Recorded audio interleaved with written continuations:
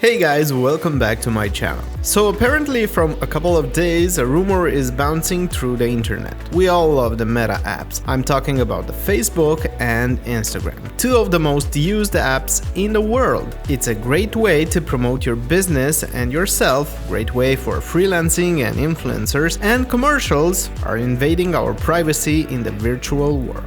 But according to Meta in Europe, everything is about to change and maybe not in the good way. Meta engineers want to make a plan for the European users. Yes, you heard it right. A plan. So you can use Facebook and Instagram without seeing any commercials, just as YouTube Premium, which is great at some point. But what about the people who are paying Facebook and Instagram to promote their businesses? Well, you can say what you feel right now. The idea, first reported by the Wall Street Journal, comes as the social media giant seeks to comply with a growing list of EU regulations designed to curb the power of US big tech. The company, founded by Mark Zuckerberg, makes its billions of dollars in profit by offering advertisers highly individualized data on users. But new European regulations and EU court decisions have made that harder. The proposal has been put to EU regulators and is not another example of big tech companies having to adapt long-held practices to meet oncoming EU rules. A source close to the matter said subscribers in Europe could pay €10 a month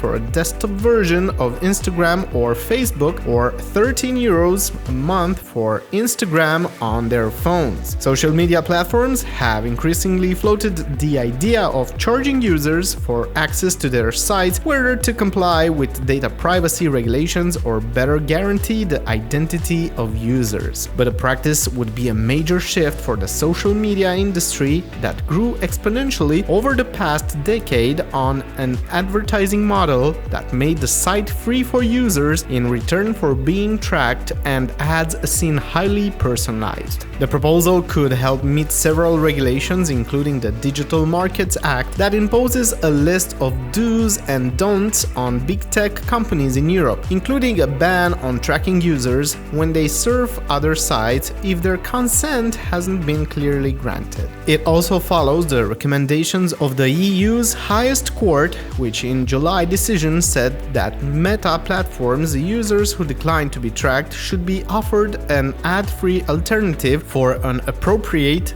fee. That ruling echoed many previous rulings against Meta and other big tech firms in which the court ruled a US company must ask for permission to collect large amounts of personal data, striking down various workarounds that Meta had offered. Meta declined to comment directly on the Wall Street Journal report, but said in a statement that it still believes in the value of free services which are supported by personalized ads. End of quote. However, we continue to explore options to ensure we comply with evolving regulatory requirements. Meta reported second quarter revenues of $32 billion, of which $31.5 billion came from advertising. Some $7.2 billion of that came from Europe, and that is a big chunk of money. That's it for today, guys. Thanks for watching. Don't forget to subscribe to the channel to be the first one to find out the latest news in tech world.